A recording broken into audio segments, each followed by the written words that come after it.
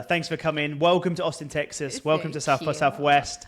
You look amazing. You've been on panels today, I presume. It has been a day. I got to wake up with an hour less sleep on whatever time zone I was on and start the panels. But the people that we met are just incredible.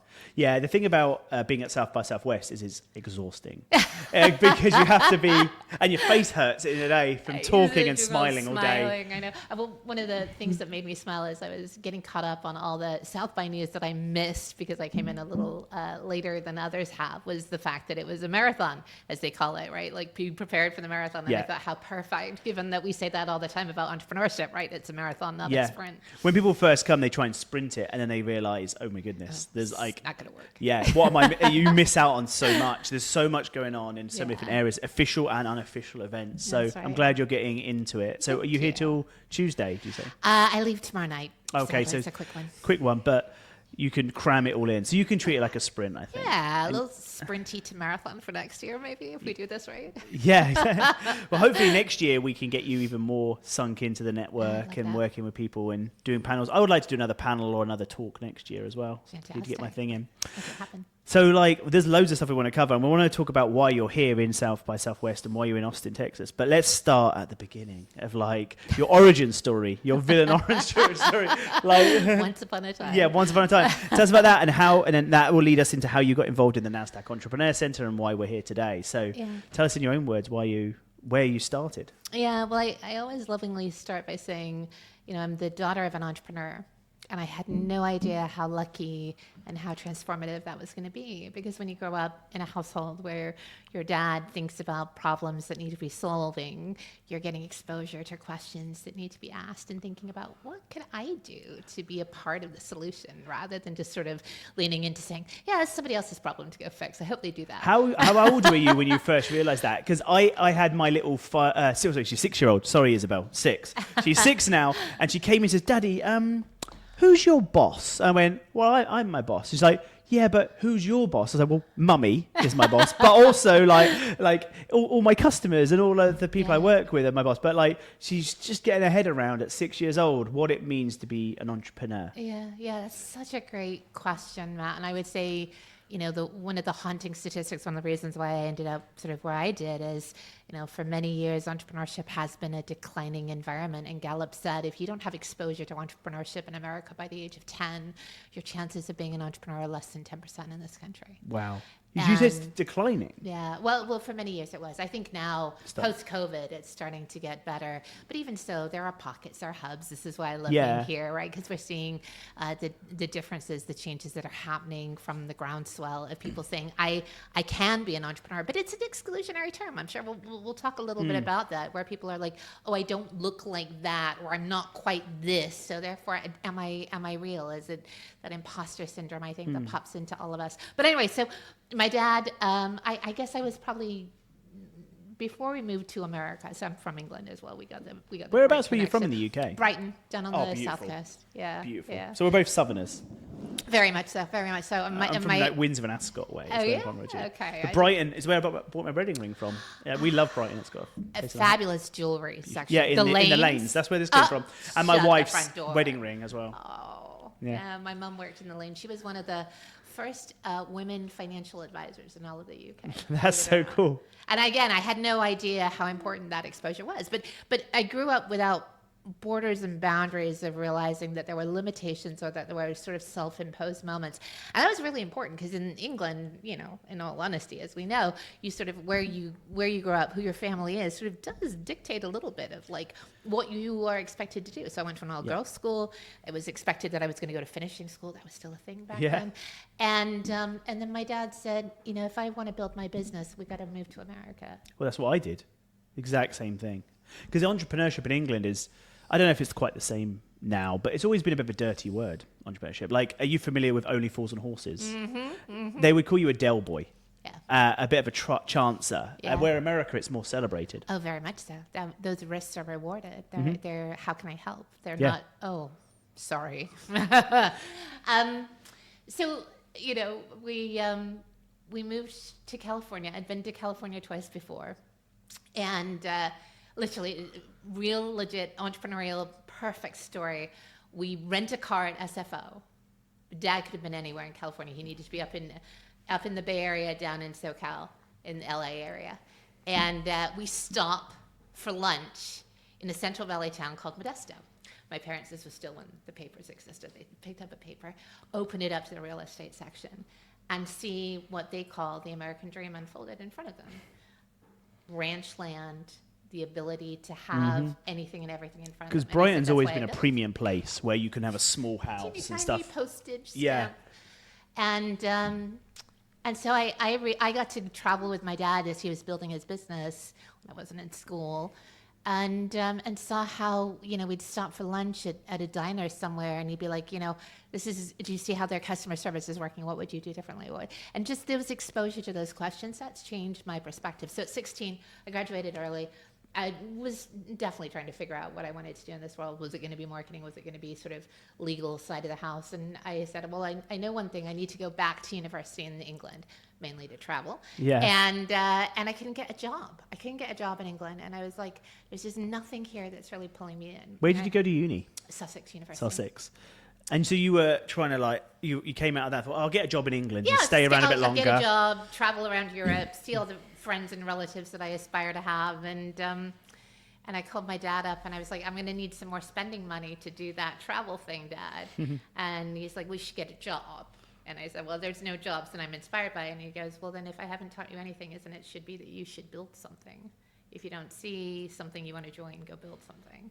And that was right at the time when the telecom industry was having a real big revelation in Europe.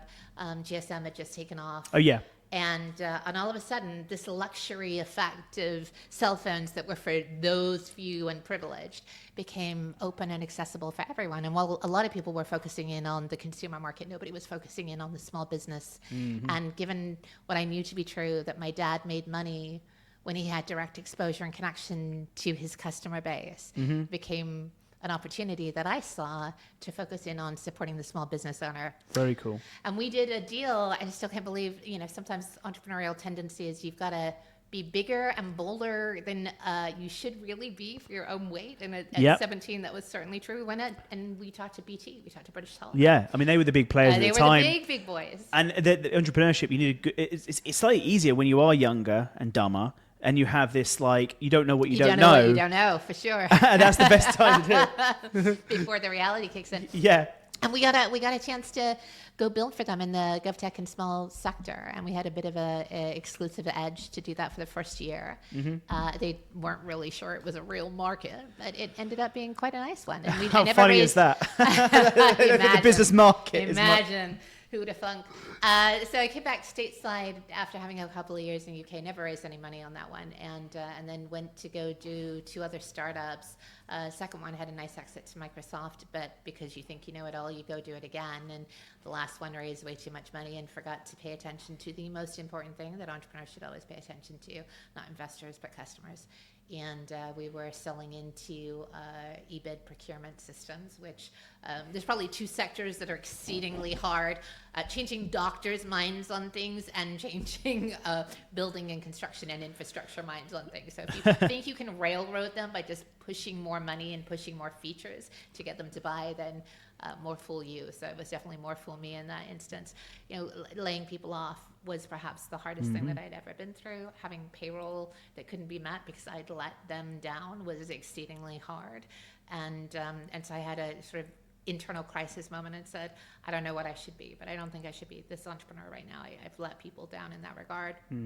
And some of my backers at the second company had actually started a first-time fund in Palo Alto specifically for immigrant entrepreneurs, and they thought that the story and the connections that I'd made would be fantastic to be able to help them find other entrepreneurs that had that resiliency too. So I had the opportunity to do that, and a year later got recruited to co-lead Band of Angels, which is America's oldest seed investment group.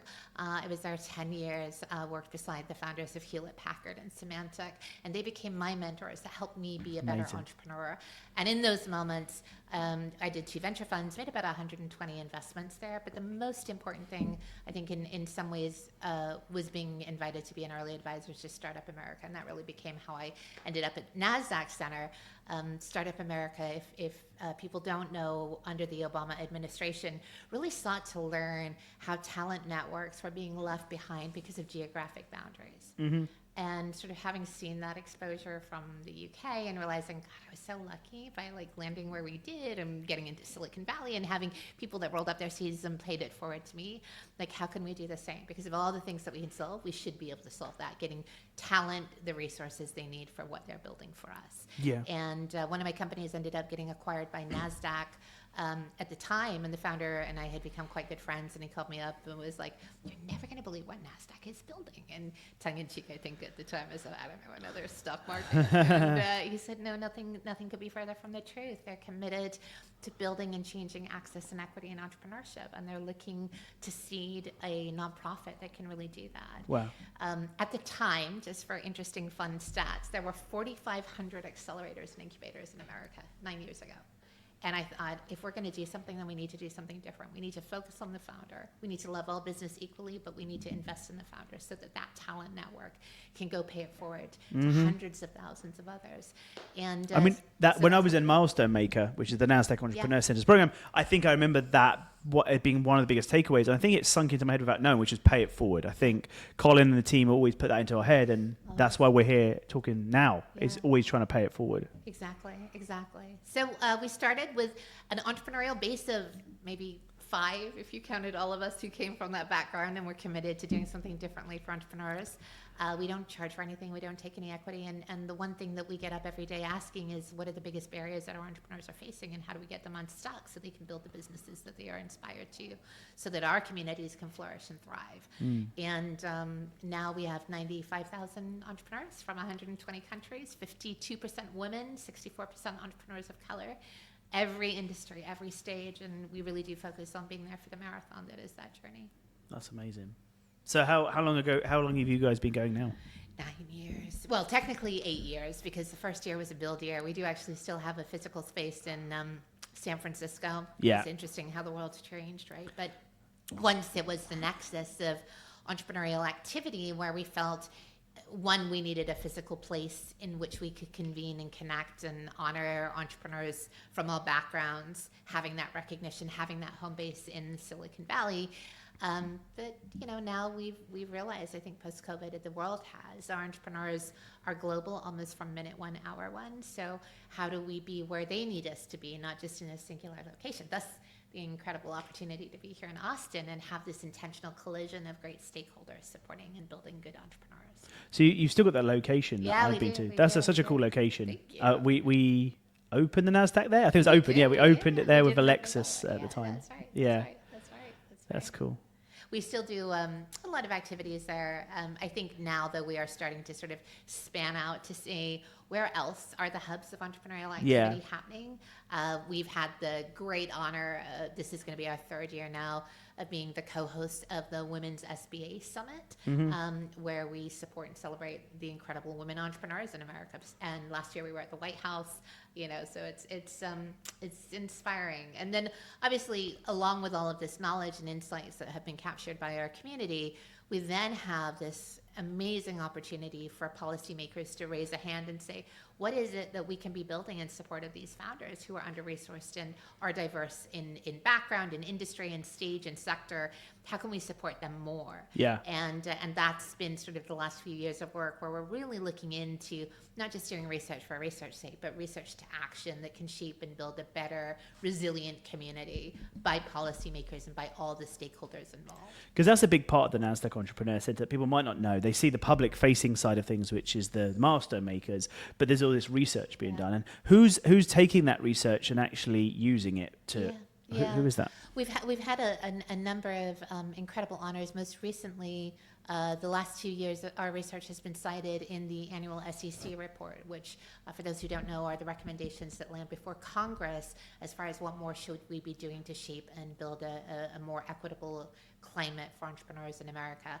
And so those things relating to the lived experience of women business owners, access to capital struggles, pay ownership valuation disparities, those issues have been raised up and looked at on a micro layer to say, okay, what could laws do in support of actually changing that? Or how might more funding be going to offset some of the challenges that some of these entrepreneurs are facing right now? What are some of the trends you are seeing, negative or positive, like with either women or people immigrating to America? Are you seeing that? Because I would have thought that, like, your dad and me, like, we are entrepreneurs, so we're like, whoa, there's a problem. This ecosystem's not good enough. I'm going to move.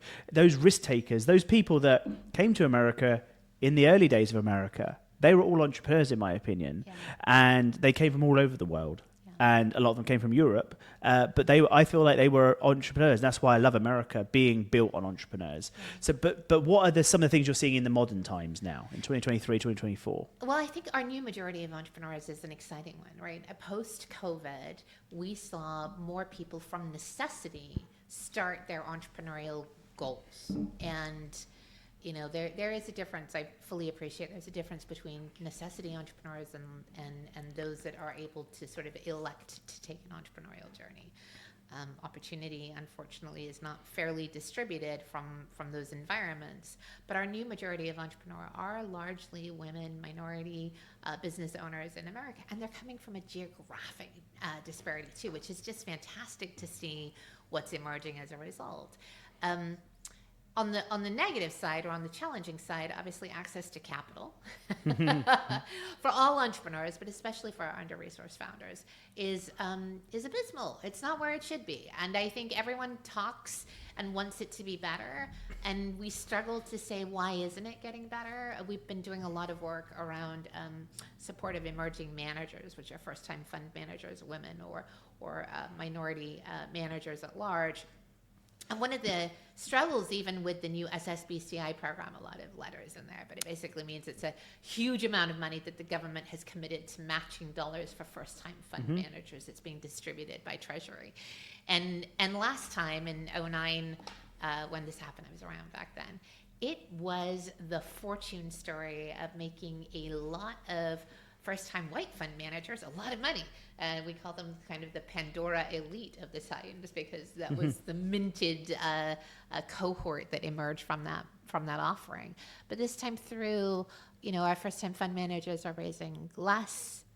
They're struggling to be able to syndicate fairly and efficiently.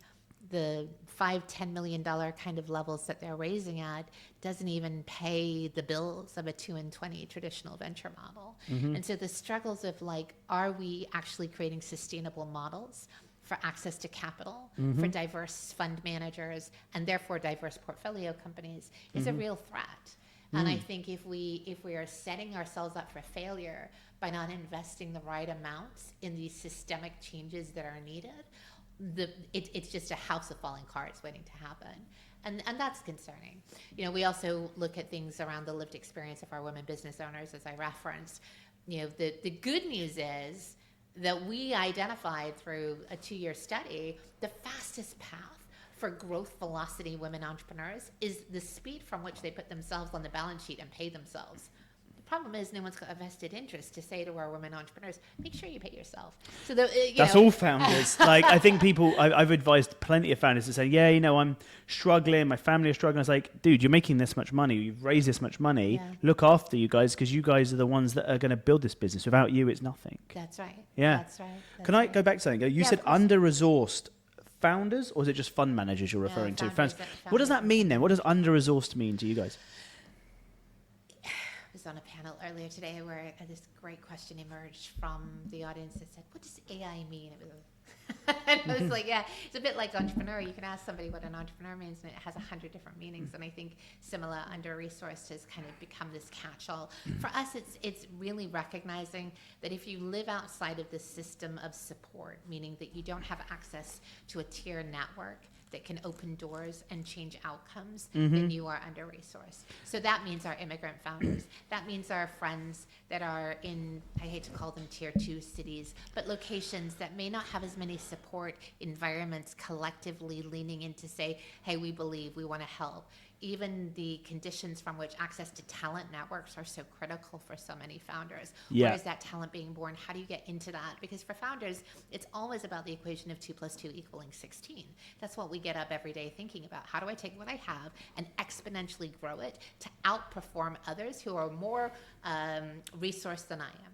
And when you do that, and when you can do that well, predictably and fairly, that's when change really happens. And that's interesting, like, because it is a perception people have. I was turned down by an investor once. He said, "We love the product, we love the team, we love you. We think it's amazing how much you've achieved, but you don't come from the type of people we like to invest in." I was like, "What do you mean?" It's like, you don't come from a high growth community like in San Francisco. You come from England and you put yourself in Austin. I was like, whoa. And at first I was like, "Oh, thanks very much for your time." And I was like, the hell did he just say? He actually basically said, "We don't invest in your kind," because we were someone who had built something from the ground up and not gone the traditional routes at first, or didn't have access to those areas. I didn't go to university. I wondered if it meant university as well. Like, I'm not a university grad. I'm someone who came through English college and then became an entrepreneur at 23. Yeah. And those people saw that as a negative thing. And I thought, man, you're the one that's in trouble, because the entrepreneurs that figure it out are the ones that you should be investing in. That's right. That's exactly it. Yeah, it's funny. We a dear champion friend of the centers is an amazing mentor of mine called Gary Bowles, and he was the chair of Singularity University, head of entrepreneurship for a long, long time, and part of World Economic Forum. And they always say, if you could just figure out the PACE attributes, the problem-solving, adaptability, creative, entrepreneurial thinkers, those are the leaders that shape a better world for all of us. The problem is we don't have a model that fairly evaluates or assesses those environments.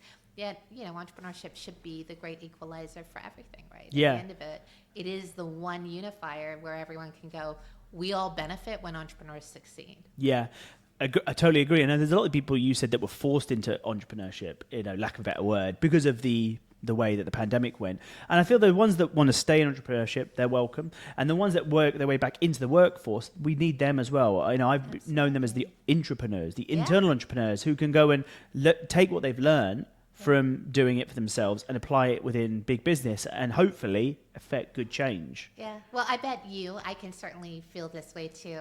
When I think about the amazing talent that we have around us at the center or in my past startups, what was possible was made possible because of the people that joined and had those PACE attributes within them. They might not have needed to be the idea person or the person that said, I want to go build something, but they joined in that build economy that created something transformative. Yeah. And that's the inspiration. That's where the future of persistent talent development should be heading. It's much more on the EQ, I feel, than the hard skill side.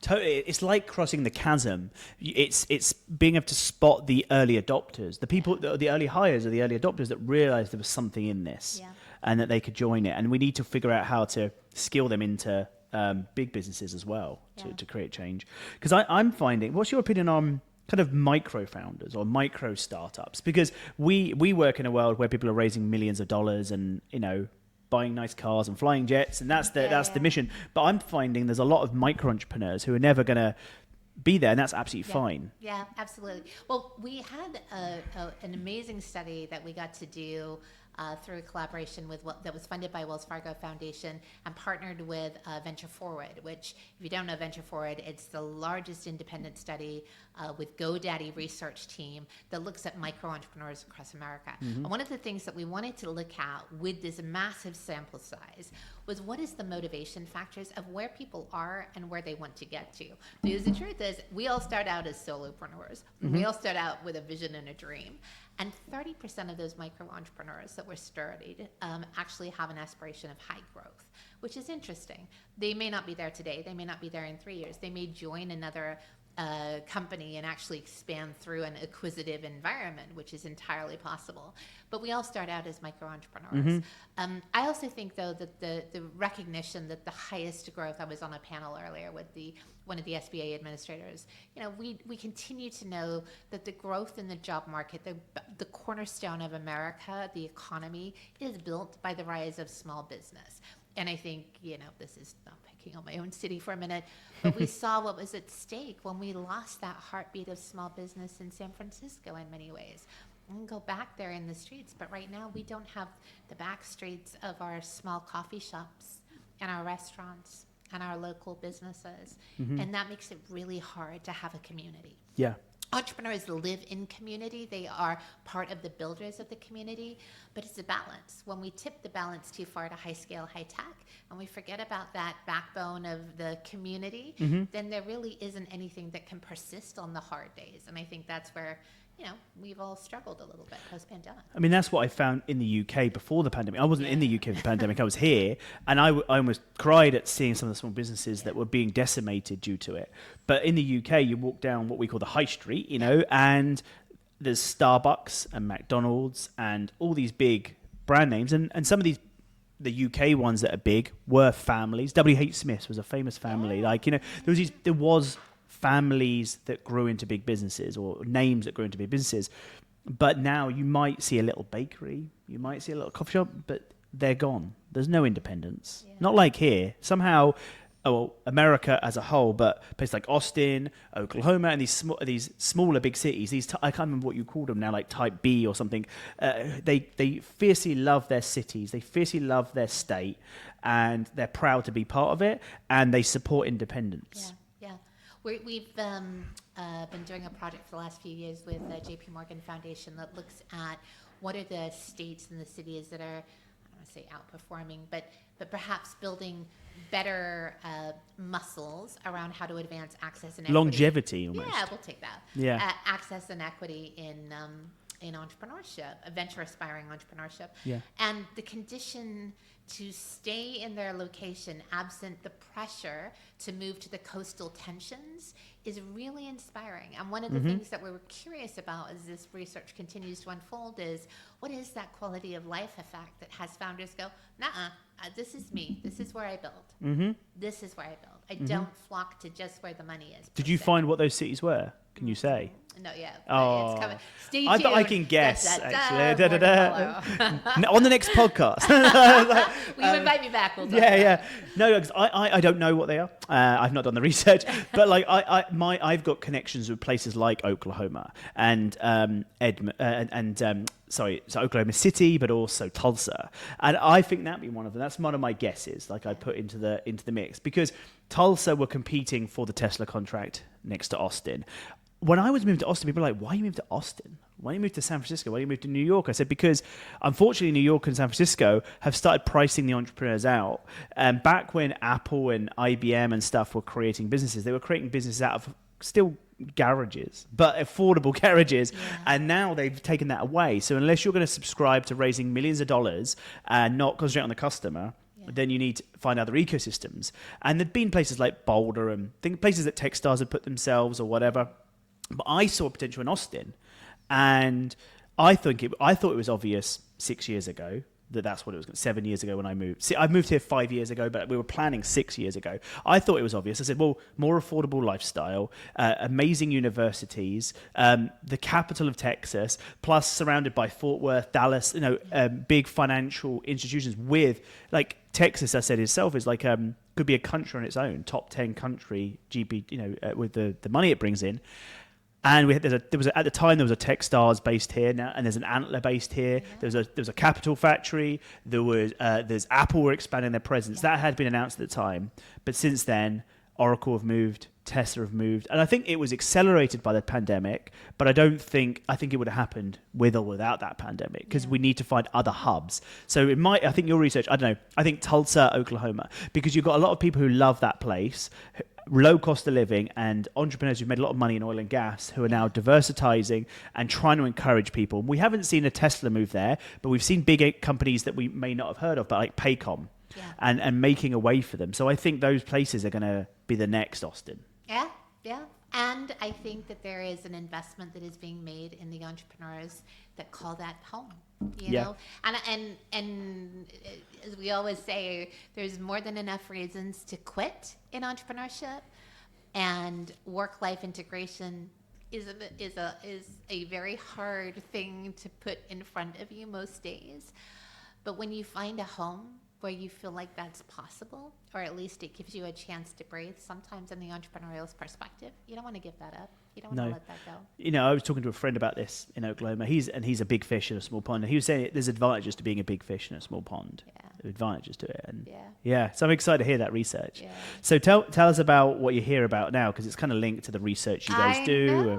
I know. Well, we are here today in Antler, and with the incredible work that is underway with everything at South by, but really in support of one of our immersive programs that's lovingly called Milestone Circles. This is a 12-week acceleration program in a peer cohort setting for our women business owners. We have just about to graduate 4,000 women through the program. Only 4,000. Okay. Well, it has been a few years. Okay. To be fair, this is our third year going. That's impressive, though. It's a lot of people. Thank you. We're not having 4,000 here tonight, are we? We are not. No, that might be a bit busting at the seams, even for South by. Yeah. But, there are two things that are just incredible to see through this program. Many, but two that really jump out at me that we're excited to support today. One is these women are so supportive of one another, and what they unlock from relationship network effects, business contracts, vendor support, talent support is exceptional. They've just never been invited to come together in that way to think about how they accelerate outcomes, and it's just exceptional. It really is exceptional. The second thing that we see is like this near peer learning model that really matters in entrepreneurship. See, if you and I were talking, you would often think about like, I got to go find like the best mentor, the best expert that has been just a leader in their field. But what we've seen with Circles, and what we've seen even with Milestone Makers and some of our other programs, when you can bring learners closer together on that journey, usually about an 18-month environment, you remember the details that are needed, but not the pain points that got stuck in the way of being able to transform outcomes for the learner. And Milestone Circles does that because we have this pay it forward approach where graduates of the program then become mentors into the program, as you know, similar model to Milestone Makers. And with 4,000 women now committed to supporting other women business owners in America, it's incredible to see that mentorship base really being populated across cities and states. That's amazing. And so I would imagine with women, you would see better community being built. Honestly, see very strong, resilient community. And there's a reason there's a lot of women in HR. You know, they believe in people and they believe in how important that is. Yeah. So you're seeing that, like that relationship building happening. We've had, some incredible stories that have emerged with, real life grit hardships, whether it's a loss of a spouse that was their co-founder or a child that has just been diagnosed with a life-threatening condition, and to see how those Circle sisters rally together and honestly are very transparent in the fact that they've experienced similar challenges, but they're all there in support of one another. It's incredible. It's really incredible. I think that's how we all succeed, is community. And people by our side, and that's the theme of these podcasts. Is like the reason I do this podcast is like I meet amazing people like you, and I want to stay in contact and I want to stay in relationship with you guys, so we can all raise each other up, look after each other, and try and help us all achieve what it is, whatever it is we're interested in, whatever, but do more and do it more with more impact. I agree. I think of all the things that in entrepreneurship is true, it's an abundance currency, right? A lot of places, even in our own sectors, we're like, oh, it's a bit scarcity. Like, I've got to compete for that contract, or I'm competing for that talent to join me. But entrepreneurship at large, it's an abundance mindset. And that's what really changes things. Amazing. Thanks so much for your time.